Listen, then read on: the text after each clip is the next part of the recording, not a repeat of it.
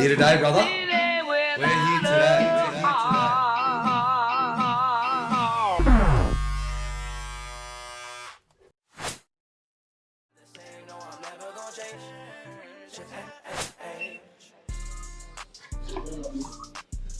All right. Hello, Peter. Hey, how you going? Good, mate. Good. Just quickly, everybody, welcome to another episode of Stories for Experiences. We've got Peter in the chair. Hey. And also, don't forget to like and subscribe to the channel and like this video.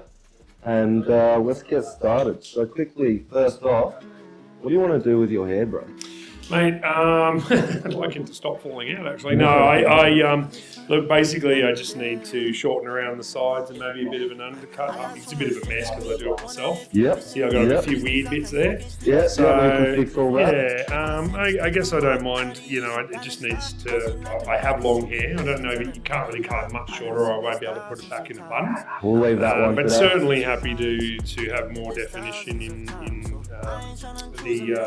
how short it is around the sides here and there. Yep. Yeah. So and my beard separately or No. yeah. Look, I just need to shorten a little bit. Like I like having a nice cut beard, as you can tell. Yeah. But it is getting a bit too long for what I want. So And it's starting to cut it back come a little out bit. a bit. Yeah. Just trim that in a bit and neaten that up a little bit. Yeah. Yeah, done. We'll probably go like number one and a little bit of a taper at the Yeah, side. mate, So perfect. Number one up to the top. Yeah. Happy to have a bit of an undercut at the back here as well. So Yeah, done. okay. Done. Mate, I'm putting myself in your hands. I trust whatever you decide to do. I feel sorry for you. Apparently, so yeah. Alright, so now that we're past all that, Yes. you got a couple of topics you want to speak about today. One of those to start off is basically we'll go from reptile, we'll go your journey to a business owner, and then go into the reptile shop a bit more. Yeah. From the reptile side of things. So can you tell me how you got to own the reptile shop and your journey to becoming a business owner there? So look, you probably know me next door to you here at the moment. There's a small reptile shop there with a couple of guys running that for me. Yep. What you probably don't know is that I have a small reptile zoo here in Canberra as well. So we have about 15 employees. Yep. And we have about 500 or 600 reptiles. Oh, damn. And that includes a 3-metre saltwater crocodile. Didn't happen overnight, I can tell you that much. So, and I suppose the most interesting part about my journey, I guess, with the reptiles is that it really just started as like anything, like a hobby. Yep. I'm actually a qualified graphic designer. So I went through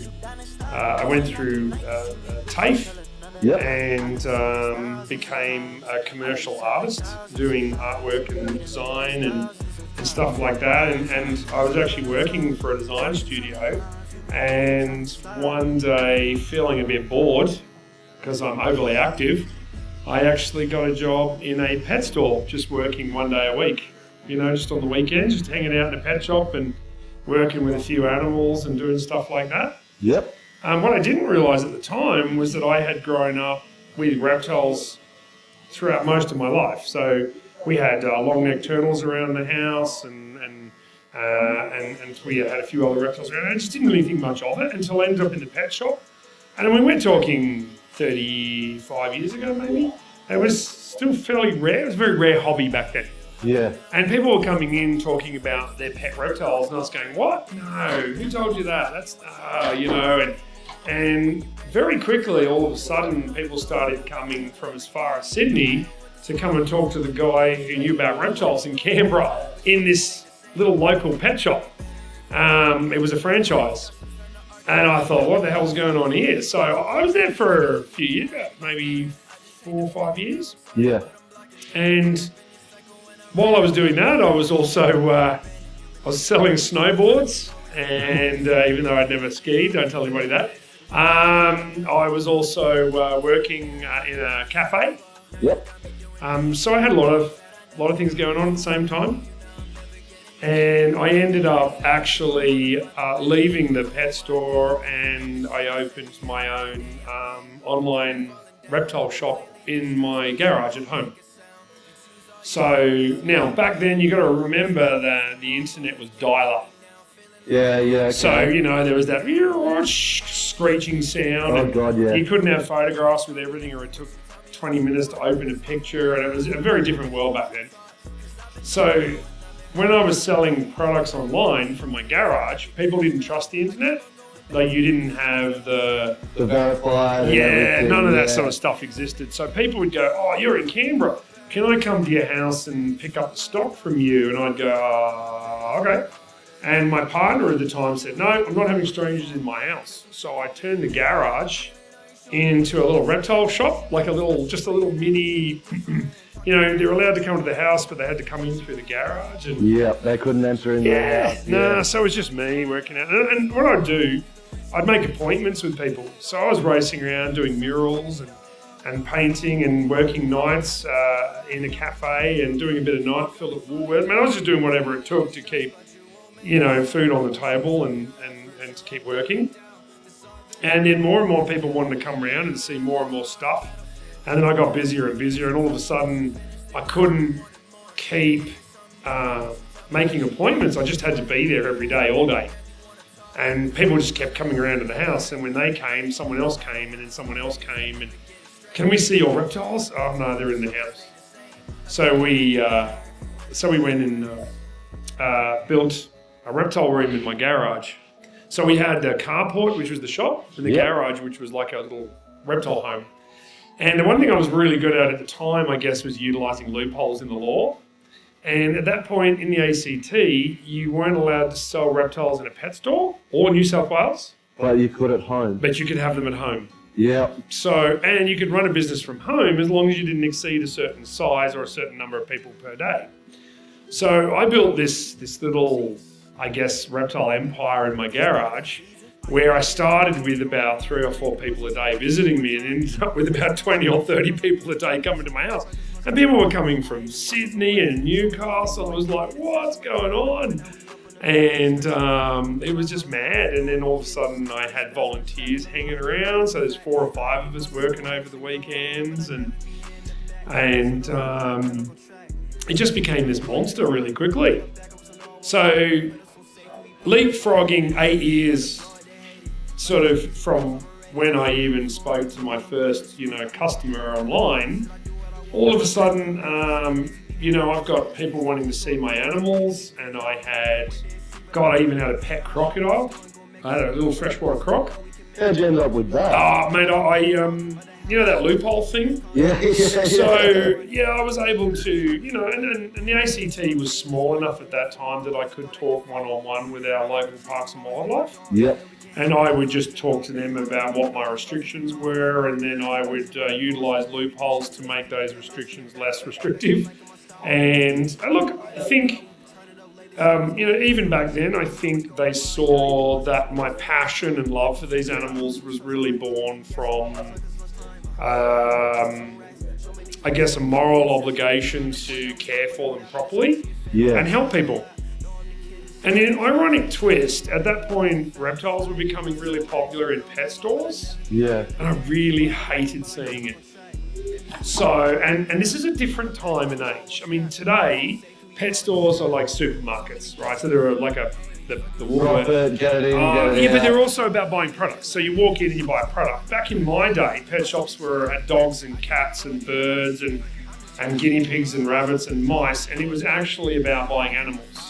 Yeah. And when they bought animals, people didn't always look after them properly, and the shops didn't always give them a very good, I guess, information base. They sold them what they had on the shelf.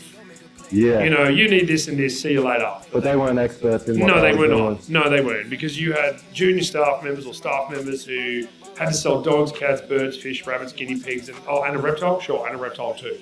And so people were getting bum advice. So I took a stance. I could either bitch and moan, and I could protest and say pet shops shouldn't have reptiles, and like everybody else did, like RSPCA and PETA was at the time, the Animal Welfare Organisation.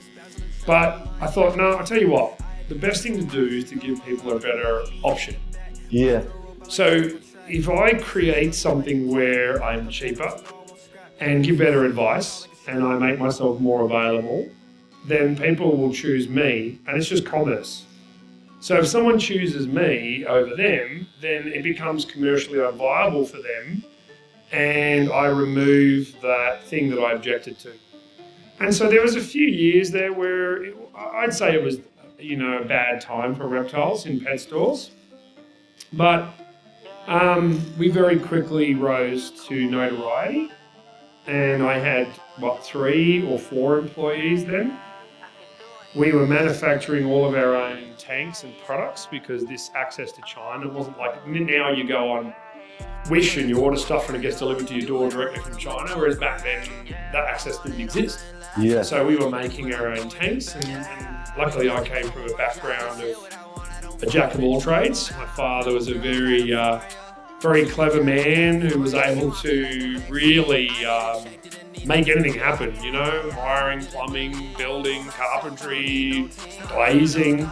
And I'm pretty sure there's a little bit of ADHD in me there as well. So it rose to notoriety very quickly. Yeah. So 8 years down the track, the shop had grown so big that we suddenly couldn't operate from home anymore because my neighbours loved my place because their kids would all come and hang out in my house and see my reptiles, and I got on with them really well. It was actually the pet shops that were complaining about me to the local council. What sort of complaints were they? Like this guy's running a business from home and he shouldn't be allowed to do that. So the local council, Canberra operates a bit differently in New South Wales. We have one large governing body. Yep. They were pretty good. They came out to the house and said, hey, listen, you are operating within the requirements, but you are starting to get a little bit big and you might need to start moving. Yep. And the problem with moving is once I moved to a retail premise, I couldn't take the animals with me. Because remember, I was utilising a loophole where I had reptiles in my garage, but they couldn't be in a pet store. Yep. Right. So I had an option, and the best option was for me to relocate the retail shop to a premise and to take my animals out of the house and start travelling around Canberra showing them to people, like a mobile reptile exhibit. Yep. And it wasn't something that happened overnight. It happened with 1 or 2 shows a day. 1 or 2 shows a month. And then you need insurance, and you got to pay for that. And then it was a few more, and then a few more. Ironically, again, one of my staff members at the time thought, I can do this better, and left and started her own business in competition with me. And, competition is, it's the fire that stokes the forge, isn't it? Yeah. This is not happening, I'm not doing this. And so I put a little bit of effort into letting schools know that I existed. Oh my God, it went off like a firecracker. Next thing I knew, I'm doing 6 shows a week, and I'm going around all the schools in Canberra, and I'm showing animals and talking to kids and talking to teachers, talking to adults, talking in shopping centres. I was like, whoa. And so I needed more people to run the shop. And so the retail shop was going quite well, and we were helping people. Jump again, probably about another 4 years. So I now had the animals still in my garage, and I had mobile shows going on, and we also had a retail shop as a home base, I guess. Little shop like the one next door here. Yep. And then an opportunity came up where there was a museum here in Canberra out at a suburb called Nichols, which is a tourist area. North side? Yeah, so there's a dinosaur museum, a place called Cocking and Green, which is like a miniature old English village. Yep. A bird aviary, and there was a little museum there, and the museum was being run by an ex-park ranger, and he had 7 venomous snakes and a couple of turtles. And I'm abbreviating, and the place became available, and I thought, you know what, maybe it wouldn't hurt to have a better place to house our animals. Wow, mate, we were like a coiled spring. Just ready to go. Mate, 13 years ago we moved out there, and when I say we, a very good friend of mine became a business partner, and we moved out there, and bang, we just hit the ground running. Because we had the skills to manufacture, Yeah. We were building all the exhibits ourselves. I had the knowledge and the know-how by now. My collection had already reached about 300 animals. And there was no Google search back then, and the literature was all pretty much American.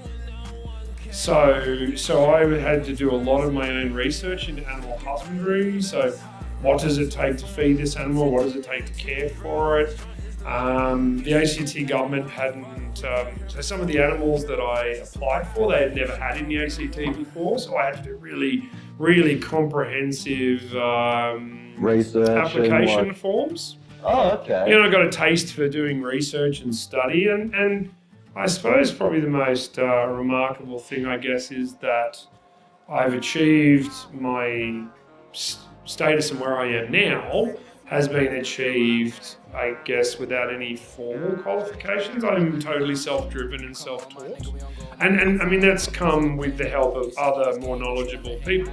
But what I mean is I didn't go to university and have it handed to me. I had to teach myself. And you had to work for the whole thing. Yeah. And back then I used to travel around a lot and speak to a lot of other breeders and a lot of other people. So it was a really interesting and fascinating time. I'm pretty much rooted to the spot now. So I don't have much opportunity anymore to travel like I used to, not with 15 employees. I spent most of my life running around after them now, but it's a different world. Well, you built up to that. You've gone from being able to travel and you're completely in charge. Yeah. You got this big responsibility, not just this shop, but then the two. Yeah. You know, and then whatever else you're doing on the main shop. Yeah. Do you work much with the Canberra Zoo in Canberra? No, but I believe we get on really well. What is interesting was back in the early days, I did a bit of signage for them.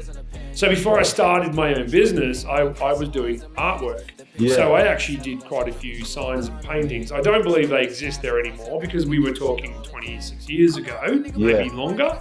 But I knew them. I knew the owners, and I take that back. I knew the owners' children, who were very active in running the place, and they were really nice people. And when I started my business, there was no competition and no animosity, and they were great people. We're very different. They do a lot of education involving rare and endangered animals from around the world. Yeah. My emphasis was solely on Australian native herpetofauna, which is the word that means reptiles and amphibians. All right. Right, so one moment, we'll just get this beard straightened and dried out. Get all that length down there.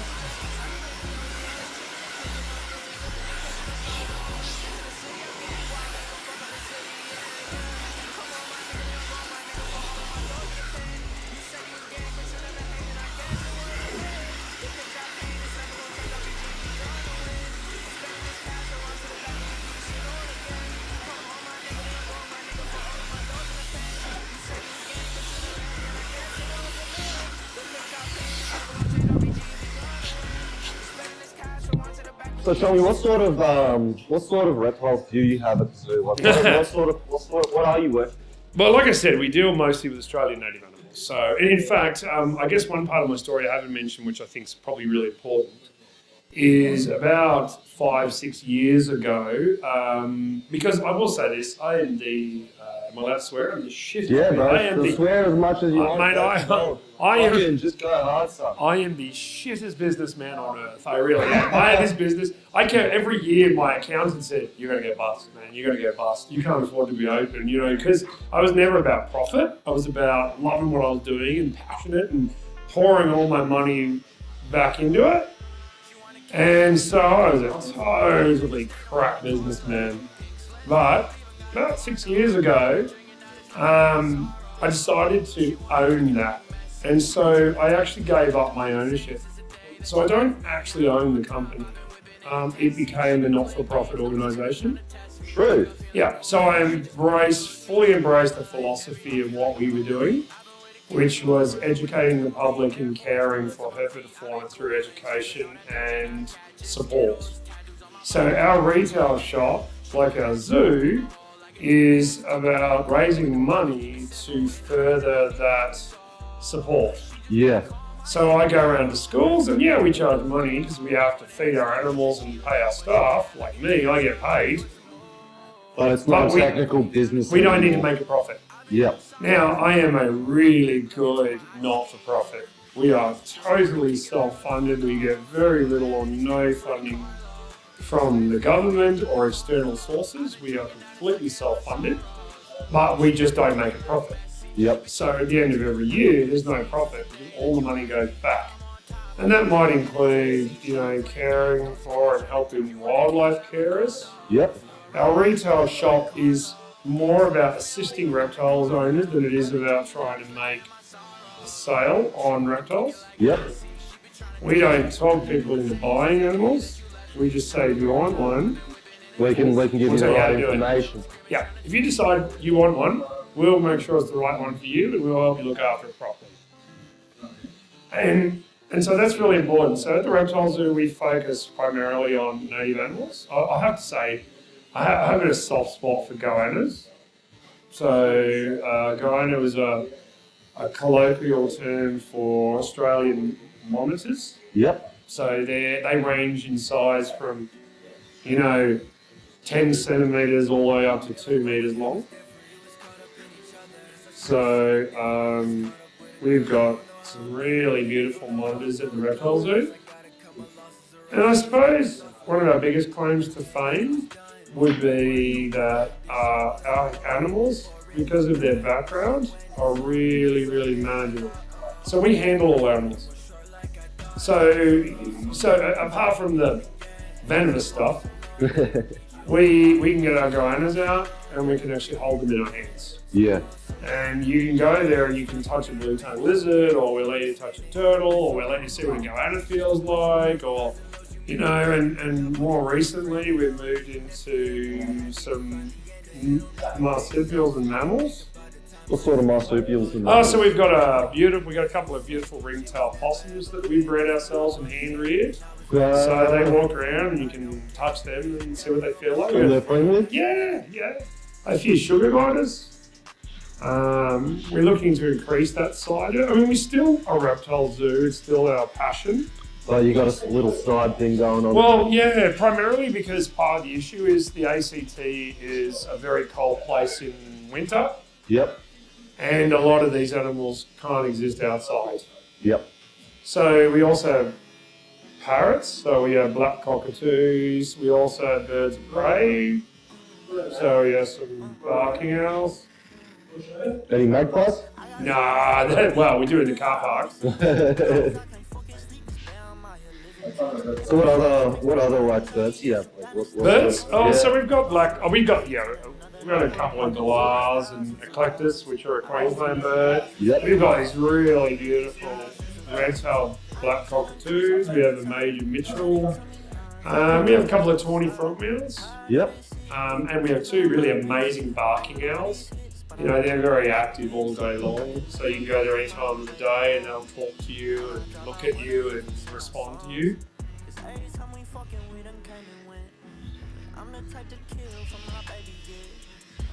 And what sort of reptiles do you have again? Because I'm pretty sure you told me earlier you got saltwater crocodile. Yeah, we got two of them.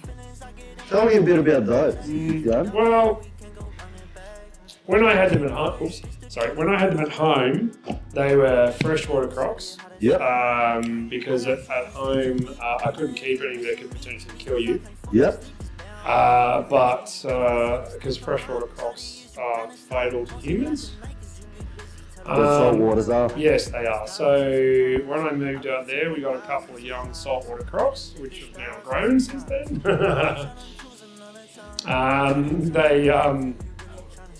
We do have a 3-metre salty. And no matter how much you love and care for them, They'll still get you. she tries every day. Every day? Yeah. In summer, in winter, she's pretty lazy. Can you tell me about some of those experiences you've had? Those experiences or near misses? Well, funny thing is, we actually also have about 7 of the world's most venomous snakes. So we have a pretty good collection of venomous snakes. I'm happy to say we've had no near misses with them at all, because we are very, very careful with them.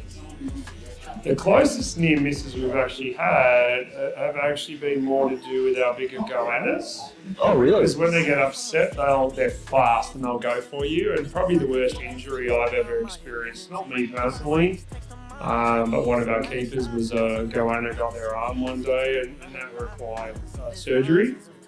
So it was a mistake on behalf of the keeper. Of the handler. Yeah, he totally admits that it was his fault and accepts responsibility. But that's the worst one we've had. I myself received a pretty nasty bite from a freshwater croc one year. It was a big one, so I got my hand pretty good. I tell you what, it wasn't the teeth, it's the bruising because of the strength of their bite. But the difference is, if a saltwater croc had got me, it would have ripped my arm off. When freshwater crocs bite, they tend to warn you.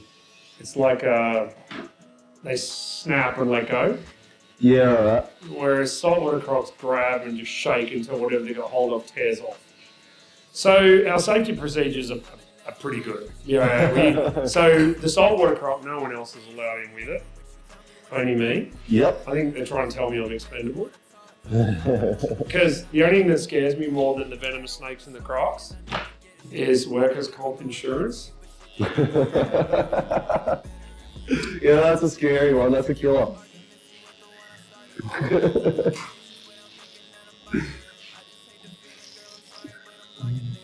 Well, at least if you injure yourself, you don't need compo for yourself. No, I'm not going to sue myself.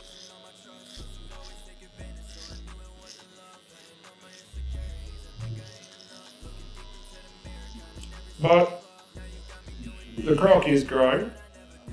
At the moment, it is pretty big. It's too big for the enclosure we have for it at the moment, but we're building a new one now. So this Christmas, we're looking to open a new section, which includes a new home for our saltwater croc. Because what happens with a saltwater croc is when you're an exhibitor like us, you keep them until they reach about 1.5 meters. Yep. So once they get past 1 meter, they start to get dangerous. And once they're 1.5 meters, they can take an arm. So exhibitors like us, mobile, permanent, can't keep them for handling. So Charlie, who's our 3 meter croc, is no longer obviously a handling croc. And not someone, not a croc you can take to exhibits or No. like really show around. It's a Thank you. Charlie's permanent. So, but as a display animal, we just got to keep upsizing the display. So it's probably our biggest development. And it's been delayed. There was this small thing called a pandemic got in the way. Have you ever heard of that one? No, I never heard of that No, one. no. No, I live under a rock. So yeah, the pandemic got in the way, and and then there was money around that time, and there's always a problem. When you want to build a giant enclosure for an enormous saltwater croc, there's always going to be problems. Strangely enough. Especially in Canberra where there's no salt water. And it's not about salt, it's temperature. Really? So saltwater crocs are only called that because they tend to inhabit coastal areas and estuaries, Yep. but they do need to be kept over 30 degrees. So when you've got a 3 metre long animal that weighs close to 150, 160 kilos, keeping him over 30 degrees is a very difficult thing to do. So I can't keep him outdoors. So we have to virtually build another building to house him. It's a big job for a little place like us.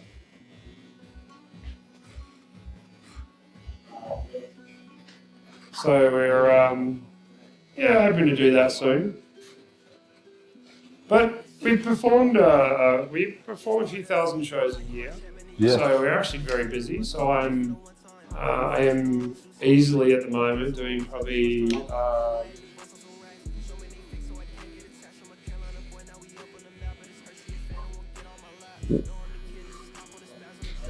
There we go. performing.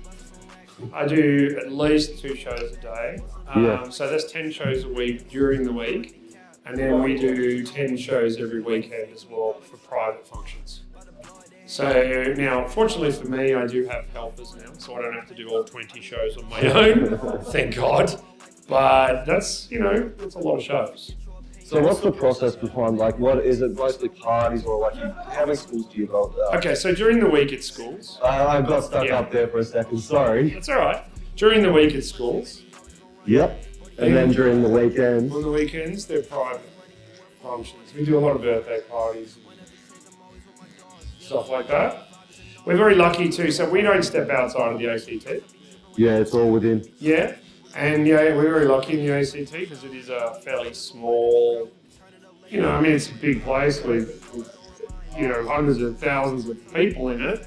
It's small enough for us to travel from one side to the other. Without a drama.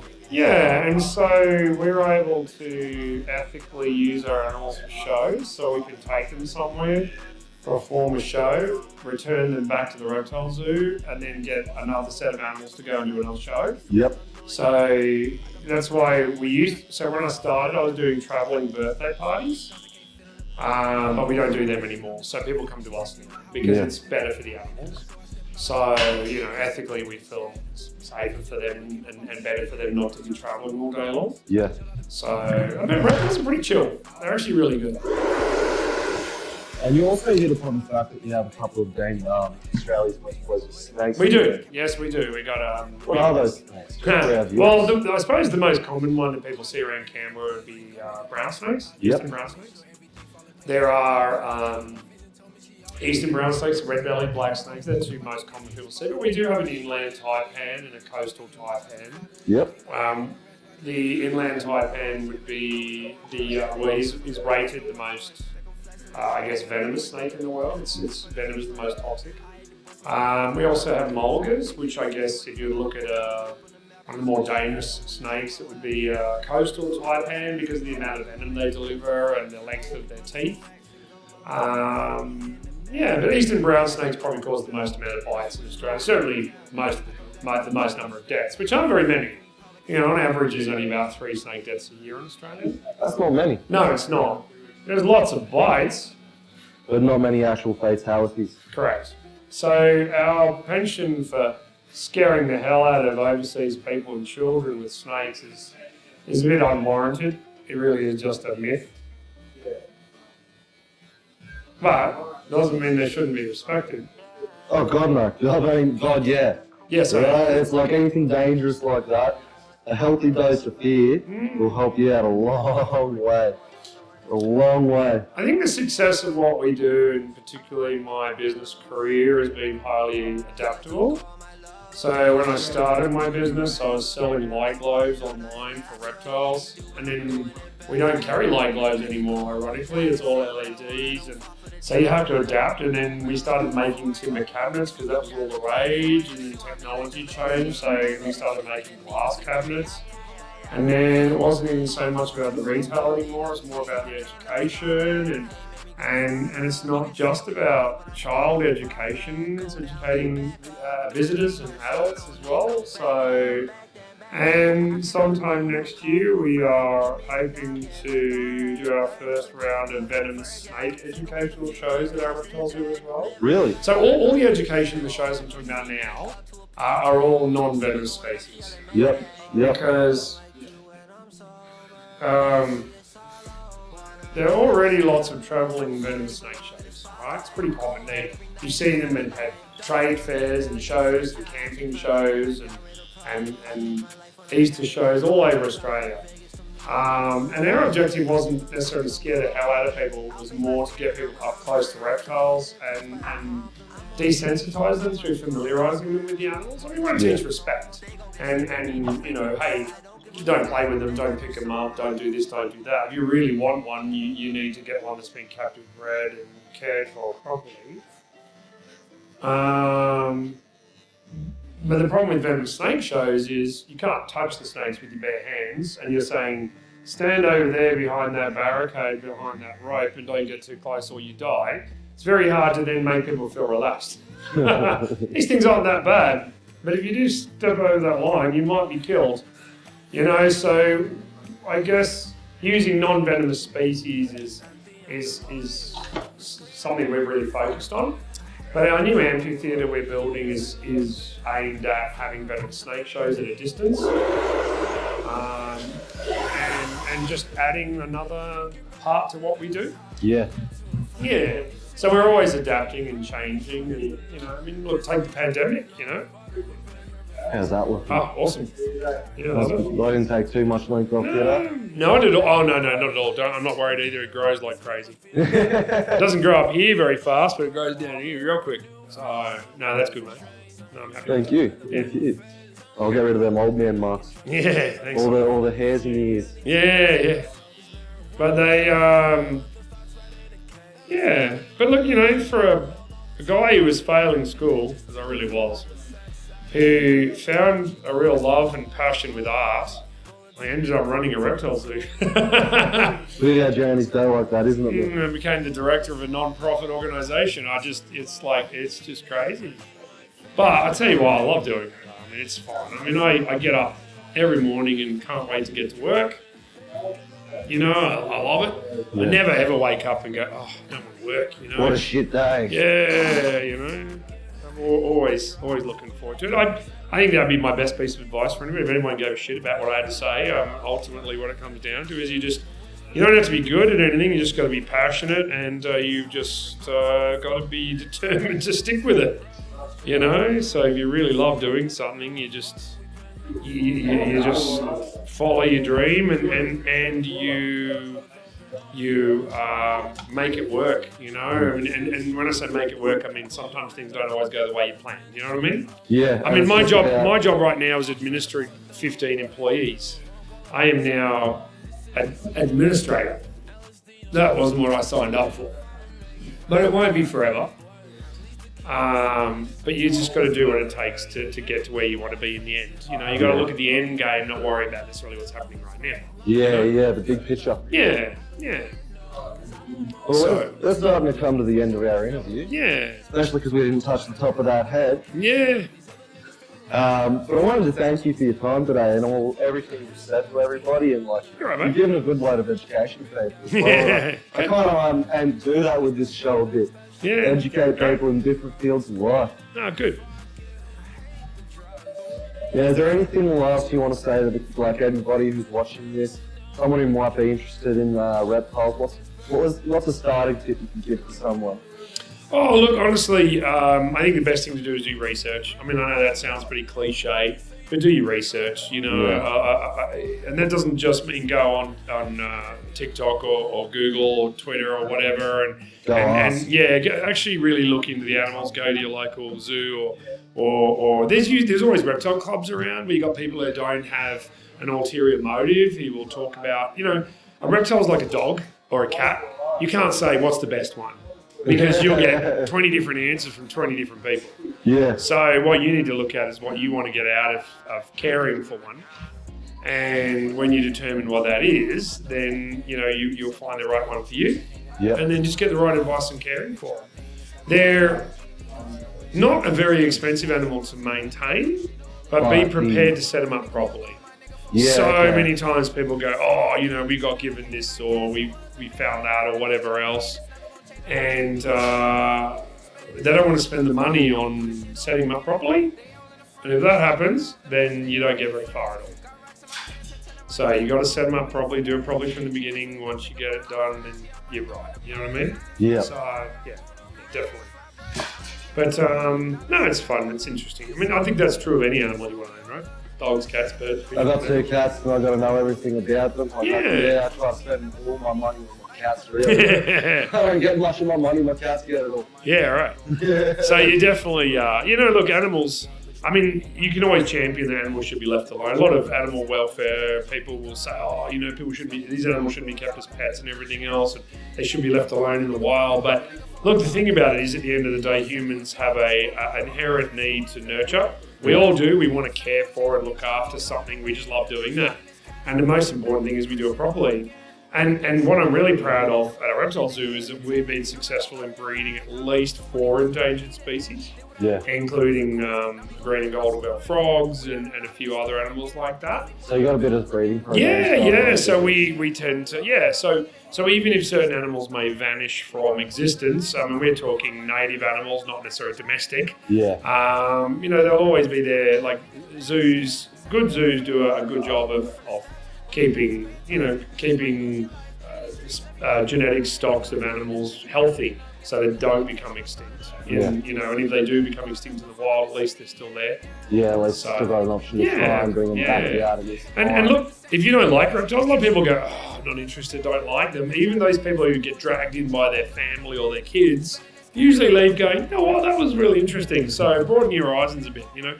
So if any of your viewers aren't into reptiles and don't really care, certainly would recommend just checking it out, you know. I mean, it's a lot more fascinating than people give them credit for. Yeah. Well, lastly as well, what is the zoo called, right? For our viewers. Canberra Reptile Zoo. Canberra Reptile Zoo? Kept it as simple as I could. That is Canberra easy. Reptile Zoo. That is easy. Yeah. All right, well, that brings us to the end. And I'd like to thank Fathead's Barbershop, where I work, for hosting this and giving you the ability to do this. And we'll see you guys next time on the next episode. Don't forget to like and subscribe to the channel. Thank you, guys. And that's a wrap. Fantastic. They say this is a big rich town, but I live in the poet's heart. I live in the poet's